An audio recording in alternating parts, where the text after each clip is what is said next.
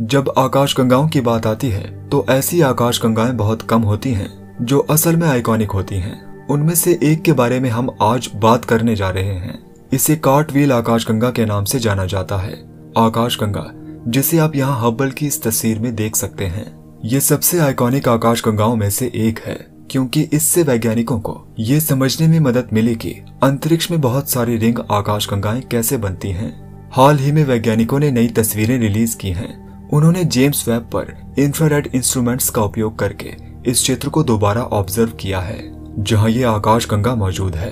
इस आकाशगंगा को नई रोशनी में देखना हमें बताता है कि कुछ करोड़ों साल पहले यहाँ क्या हुआ था। ये ऑब्जर्वेशंस नई एक्सप्लेनेशंस देती हैं। तो चलिए इन नई तस्वीरों और इन नई ऑब्जर्वेशंस पर डिटेल में बात करते हैं और जानते हैं कि ये आइकॉनिक आकाशगंगा, जो रात के आसमान में सबसे खूबसूरत आकाशगंगाओं में से एक है, कैसे बनी।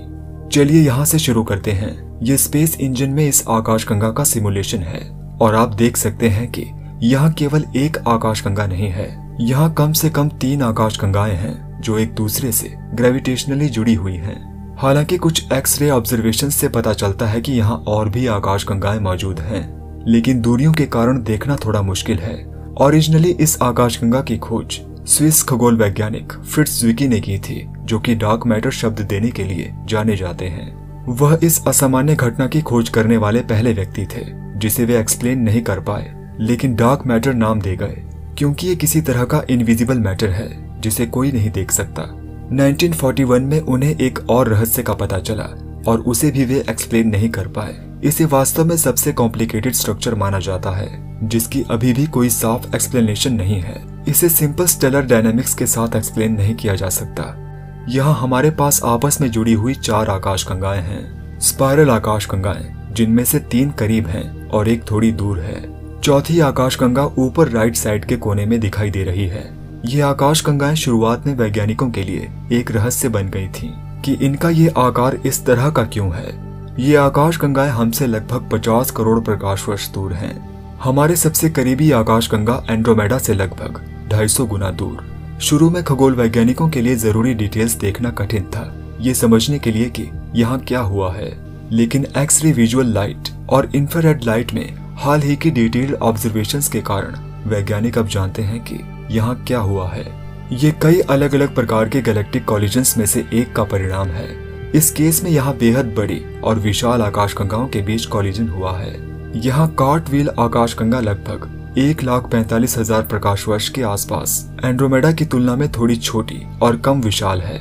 इसका आकार असल में इसके पास की आकाशगंगाओं में से एक के साथ टकराव के कारण बढ़ गया होगा। संभव है कि ये टकराव लेफ्ट साइड में ऊपर आकाशगंगा के साथ हुआ है, लेकिन जाहिर तौर पर सवाल ये है कि असल में इसका आकार इतना अजीब क्यों है।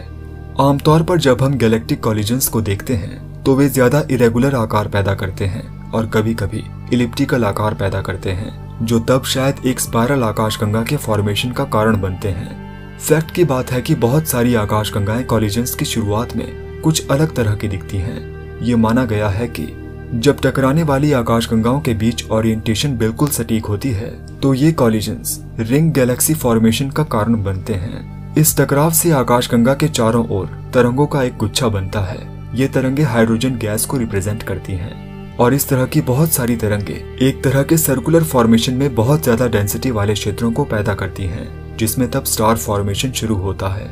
लेकिन यहाँ इस केस में ये आकाशगंगा के चारों ओर इस सर्कल में होगा। हालांकि इस केस में दूसरी आकाशगंगाएं भी शामिल हैं। यहाँ ये सर्कल दूसरी रिंग आकाशगंगाओं की तरह पूरा नहीं है, थोड़ा सा टूटा हुआ है। इस केस में हमारे पास असल में 2 अलग अलग रिंग्स हैं और ऐसा आकाशगंगा से हुई कई टक्करों से हुआ हो सकता है।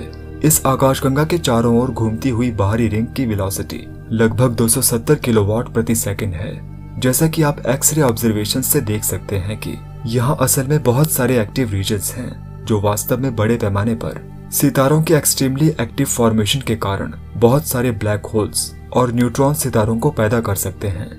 अभी 1 साल पहले रिसर्चर्स ने इस क्षेत्र में एक सुपरनोवा का पता लगाया था। ये कुछ इस तरह का दिखता है। ये कुछ महीने पहले ही हुआ है।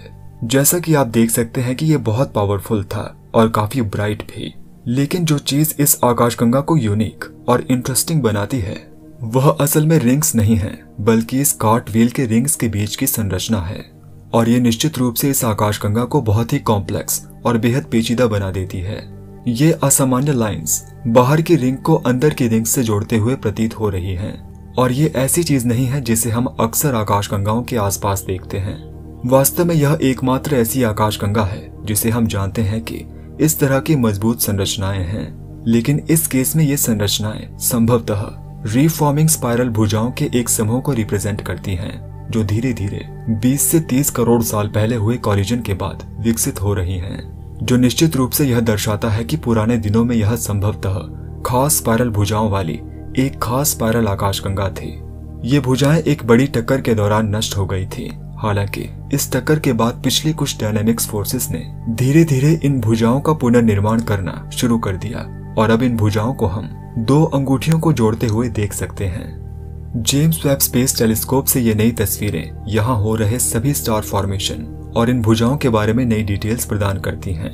तो यहाँ ये तस्वीर नियर इंफ्रारेड इंस्ट्रूमेंट के साथ ली गई है, जो निश्चित रूप से हमें दिखाती है कि अंदर की यह रोमांचक संरचना धीरे धीरे टूट रही है और असल में एक स्पाइरल आकाशगंगा में बदल रही है।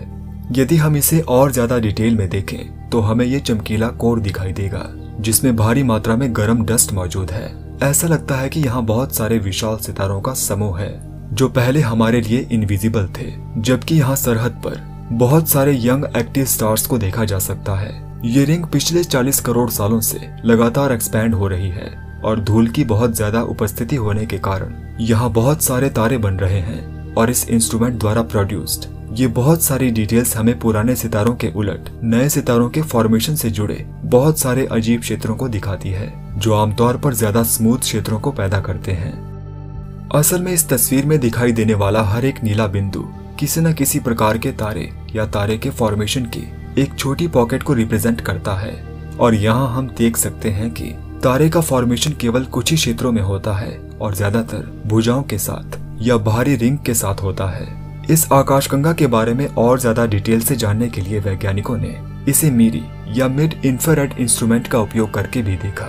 वह उपकरण जिसने हमें पूरी तरह से अलग डिटेल्स दिखाते हुए एक बहुत ही अलग तस्वीर तैयार की। यहाँ हमें ज्यादातर हाइड्रोकार्बन्स और बहुत सारी सिलिका डस्ट या वह मटेरियल दिखाई दे रहा है जो हम वास्तव में बहुत से ग्रहों और तरह तरह के चट्टानी ऑब्जेक्ट्स पर पाते हैं। इसलिए यहाँ हम असल में उन क्षेत्रों को देख सकते हैं जो इन एलिमेंट्स में बहुत समृद्ध हैं, जिनमें ज्यादातर रिंग्स और भुजाएं हैं, जिनमें ज्यादातर मटेरियल है। बाकी आकाशगंगा काफी खाली है, लेकिन इससे भी महत्वपूर्ण बात यह है कि यह तस्वीर निश्चित रूप से इस रहस्य को सुलझाती है कि यह एक ट्रांजिशनरी आकाशगंगा है, एक आकाशगंगा जो धीरे धीरे एक रिंग गैलेक्सी से एक खास स्पाइरल आकाशगंगा में बदल रही है, मिल्की वे की तरह। और इससे भी महत्वपूर्ण बात यह है कि इस तस्वीर में ऊपर टॉप लेफ्ट कोने में दूसरी पड़ोसी आकाशगंगा भी मौजूद है, जिसके कारण ये सभी रिंग्स बनी। इस सैटेलाइट आकाशगंगा को, जिसे आप यहाँ देख रहे हैं, इसे कभी कभी G2 भी कहा जाता है। तो अगले कुछ करोड़ों सालों में ये पूरा स्ट्रक्चर पूरी तरह से टूट जाएगा। बहुत सारी गैस और बाहरी इलाके के तारे सेंटर की ओर अपना रास्ता बना रहे हैं। ऐसा लगता है कि उनमें से कुछ ने पहले से ही ऐसा करना शुरू कर दिया है, और अंततः स्पाइरल भुजाओं के साथ किसी प्रकार की स्पाइरल आकाशगंगा का फॉर्मेशन हो रहा है। और ये सब उस आकाशगंगा से मिलता जुलता है जिसे आप यहाँ देख सकते हैं। इसे पिनव्हेल आकाशगंगा के नाम से जाना जाता है। ये सभी ऑब्जर्वेशंस मिलकर कई अलग अलग रिंग आकाशगंगाओं के रहस्यों को सुलझाती हैं और दिखाती हैं कि क्या होता है जब कुछ आकाशगंगाओं को ठीक बीच में टक्कर मिलती है, एक खास परपेंडिकुलर डायरेक्शन से। हालांकि इस केस में जैसा कि आप देख सकते हैं कि रिंग परफेक्ट नहीं है, किसी दूसरे टकराव ने बाद में इस आकाशगंगा को बिगाड़ दिया होगा। लेकिन वैज्ञानिकों का कहना है कि ज्यादा इंटरेस्टिंग बात यह है कि भले ही ओरिजिनल स्पाइरल नष्ट हो गया था, ये आकाशगंगा अब पूरी तरह से नया स्पाइरल बना रही है और नए सितारों का निर्माण कर रही है, जो शायद अगले कुछ सैकड़ों लाखों वर्षों में नई भुजाओं के लिए जिम्मेदार होंगे। इसलिए ये आकाशगंगा बेहद अनोखी आकाशगंगाओं में से एक बन जाती है, लेकिन सभी रहस्यों का पता अभी नहीं चल पाया है। आपका कार्टव्हील आकाशगंगा के बारे में क्या सोचना है? कमेंट्स जरूर कीजिएगा।